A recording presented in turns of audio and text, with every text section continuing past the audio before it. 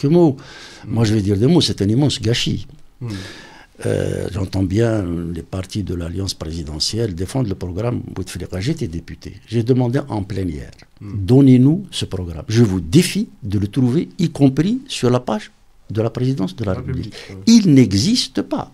Programme du président. Le programme du président, dont tout le monde se réclame, n'existe pas. C'est le miroir aux alouettes. Et ça ne choque personne. Je veux dire que...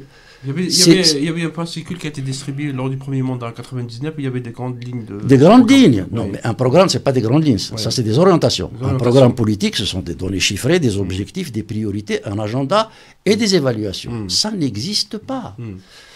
Donc, les gens qui ont appliqué du vide, on voit ce que ça a donné jusqu'à présent. Passons sur les partis de l'Alliance présidentielle qui disent soutenir le chef de l'État. En fait, c'est lui qui les a soutenus, d'ailleurs. Où sont-ils aujourd'hui? Il ne parle pas. Il ne parle pas. Bon.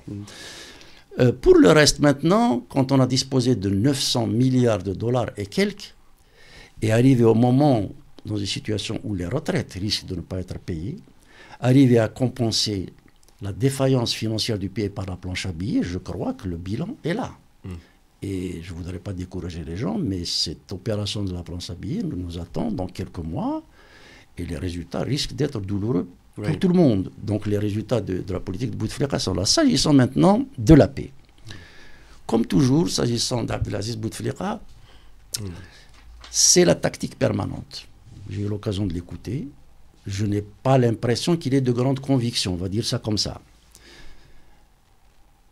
Je n'ai pas l'impression que ce soit un stratège, loin s'en faut. C'est un redoutable tacticien. Piéger, attendre, diviser, manipuler, faire des coups.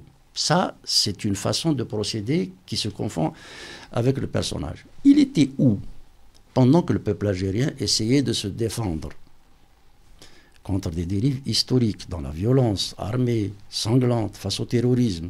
Il était absent. Alors, dans les années 90. Dans les années 90. Ce n'est pas parce qu'on n'est pas aux affaires, ce n'est pas parce qu'on n'est pas désigné, nommé ou même élu que l'on doit se taire quand la nation est en péril.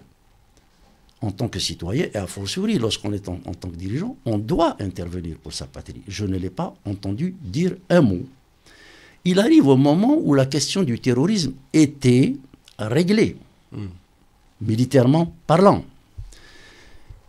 On dit qu'il a fait la concorde civile. Disons que celui qui s'est rendu coupable de crimes de sang, de viol, doit être comptable devant les commissions de wilaya. Il n'en a réuni aucune. Je ne dis pas ça par vengeance.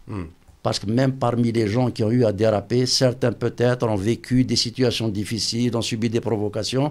Ce n'est pas pour justifier l'injustifiable, mais je suis en train de dire que la gestion pouvait pousser à l'exaspération criminelle. Il n'a jamais réuni, là encore, ces commissions. Jamais.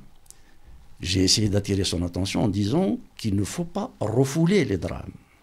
Il faut les assumer. Notre responsabilité à tous est engagée. Nous prendrons notre part de responsabilité.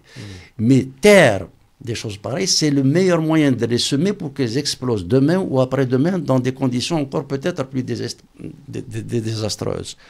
Je lui ai donné l'exemple de l'Afrique du Sud. Je lui ai donné l'exemple du Maroc, qui a fait les commissions éthique et réconciliation pour permettre aux gens de sortir tout ce qu'ils ont sur le cœur afin de se retrouver dans la paix. Mais la paix ne peut être faite que s'il y a vérité et justice. Il n'a pas assuré.